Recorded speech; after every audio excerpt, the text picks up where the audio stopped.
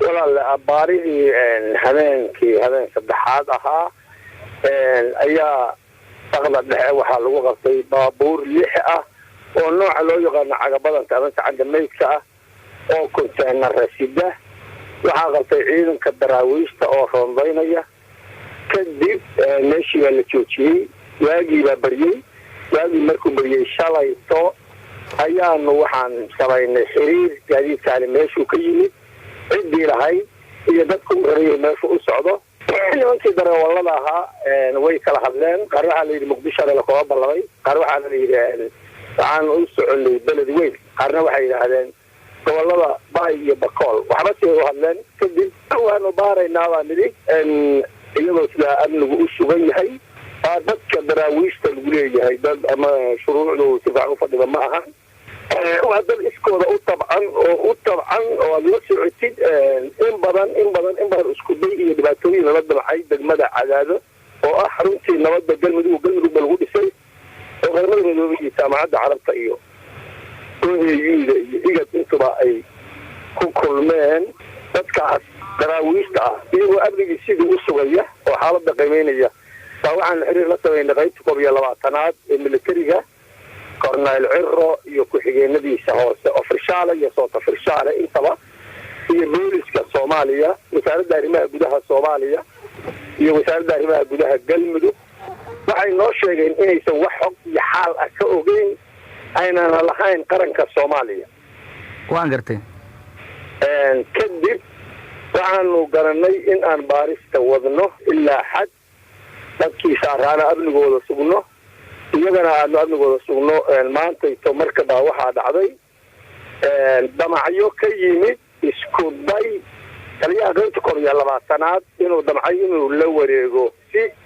aan sax ahayn oo aan wada shaqayn ahayn oo aan ahayn amniga deegaanka kadib daraawiishtii way kacday waxaa la yidhi waxa kani maxay tahay waa la ii yeeray waa la hadlay saraakiishii baan qaar la hadlay وعن الأمنية بنعجل ونسوينا السوق دراويش إلى أمنية سقطي على ولوية يصدح أفر من أنت كحسوس وأمنية أوجي قدام الطي ديجان كقدام الطي قور ما يدنتن وحي دنتن دور شدي أهم الدعاء لجيل حاس كدب إيه كهر أنت بقى أيه سيدا دوك تهيدا سيستم كي وحا قلدمي دستور كجلمدو إيه هشيسكي أهل السنة هي قلمدو لو قال جبوتي waxaa kala gariiray qolihii guurtida golaha baarlamaanka golaha wasiirada iyo ra'iisul baarlamaanka iyo ku-xigeenkiisa iyo madaxweyne xaaf oo ku goodoomay dhuusamareeb wada shaqayn dheerna la lahaa taliyaha qaybta kor iyo labaatanaad isku daygaas xaaf shaqadiisii awgeed buu nagu soo galay khilaafka xaaf uu ku maqan yahay ama dalka uga maqan yahayna waa wax uun sistamka dastuurka iyo dhismaha dowladda ka maqan maamul goboleedka ma aadayo halkaa waxaan markaa una afisa saalbaato aanu leenahay ciidamada qaybta koob iyo labaatanaad amniga wax ay ka sugeen ma garanayno dadkii dagaalamay xeraali uu ku dagaalamay waxaan rabaa waxaad ku eedaynaysa noo sheeg waxaad ku eedaynaysa taliyaha iyo daraawiishta kadib waxaan codsanaynaa in nala ammaan geliyo caalamkana waxaa u bandhigaynaa baabuurta ciddii leh waxa saaran iyo meesha u socotay baaritaanka inay nagala qayb qaataan innaguna baaritaankaanu wadaynaa afhayeen waxaad noo sheegtaa waxaad ku eedaynayso taliyaha waxaan ku eedaynayaa shalayto markaanu u bandhignay wasaaradda gaashaandhigga isagaanu u marnaa ayuu yidhi wax shaqa iyo shuqula kuma leh waxna kama oga baabuurta guda qabsada ciliya bixiya annaguna waxaanu aaminay inay u socdaan cid allaale ciddii ka soo horjeeda dowladda federaalka waan gartay u qabanay maadaama cidiba sheegan nimankii la socday watayna ay yidhahdeen aniga kiraan qaatay iyo baay baan u socday iyo muqdisho lagu soo heshiiye waddadana walaalaysi mooye maba aanu wada socon qaarkood yidhi waxba xabskii midna maana jirin hotel baa la geeyey gaadiidkoodana furayaasha iyagaa ku xirtay amniga annagoo sugaynu maantayto waxaa dhacday baan ku idhi 9 saac kadib ee galabtay in uu ciidan heegan ka soo dhigay ku yirina dadka ka kaxeeya gaadiidka isagoo boqolkiiba 80 maxmiyad iyo saxaafad iyo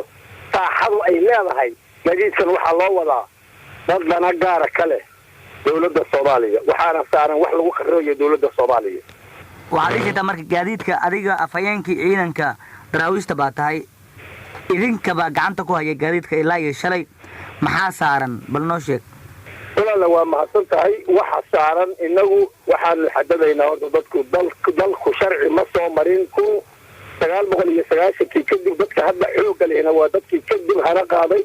inagoo in la daliiqaysto la guuro la isku dhaco ama la isku dilo diidan ayayna farba saarinba oo intaanu tignika ku gadaanay ragaar ah oo mu'miniin oo mustaqiim ah ma waxaan ugu talagalnay inaan taayirkooda la banjarin daaqadana laga furinin furayaashana ay kala tagaan darawalaantu markasta adeegooda waxay ka doonayaan ay ka qaataan baabuurka shirkiisa wax kale oo shaqo saaran ku tan ra'u baa saaran sidaas awgeed baan ku lahayn waxa un baa saaran tan iyo shalay marka darawalada ma weydiiseen waxa saaran maxay idinku sheegeen waxay noo sheegeen wiish inuu dusha ka saaray kutaanar dekada berbera ayaa laga soo raray waan gartay goormaa la soo raray bay yidhaahdeen waxaa la soo raray 25 bishii Oktoobar tirada gaadiidka si guud waa imisa ma isla wada socdaan mise way kala socdaan waa 6 gaari oo iska nooc ah baabuurta ugu tanka badan Soomaaliya oo tobanka taayir lama cagabadanta ama si candamaydka loo yaqaan dhamaantood haye gacantaanu ku hayna baaritaankana waanu wadaynaa haddana baaqaygu waxa weeye amniga yaga in aanu helo oo aanu ka nabadgalno taliyaha ciidanka qaybta 12aad ee Central Soomaaliya basamaha Soomaaliya Colonel Cirro waxa ka sheegi maayo idinku ciidankii baa tihiin xog badanna waad helaysaan oo idin sahlan tahay xogta aad helaysaan maxaa saaran gaadiidkan maxaa xilligan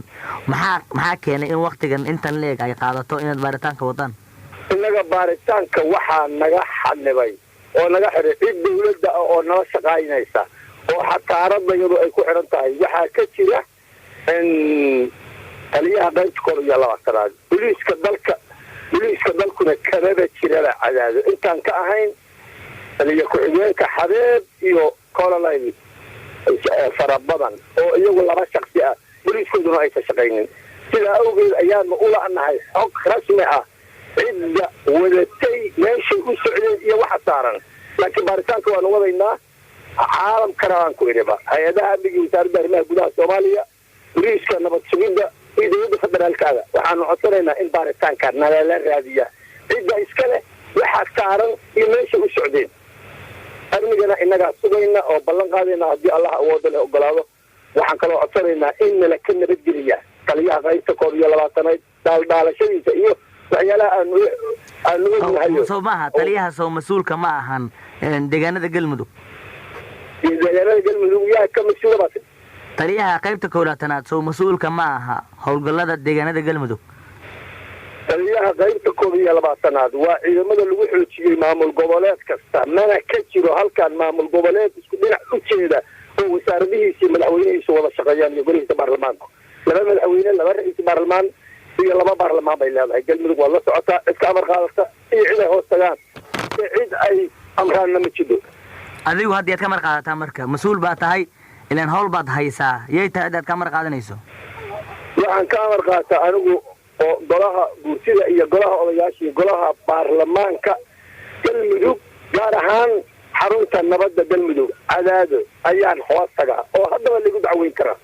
haddaan wax qalad madaxda Galmudug ee ku sugan Dhuusamareeb ma la leedahay wax xiriir ah ma ka weydiisay arrintan ama ma ka weydiiseen gaadiidkan inay wax ka og yihiin madaxda baarlamaanka ee joogta Dhuusamareeb inagu waxaanu ka aaminsanahay ciidanka ahlu sunna oo fayl loo sameeyay macmalna lagu khiyaanay iguna yiri baarlamaan baa tihiin ma ahan baarlamaan sharci madaxweynahaagi baa jooga xaaf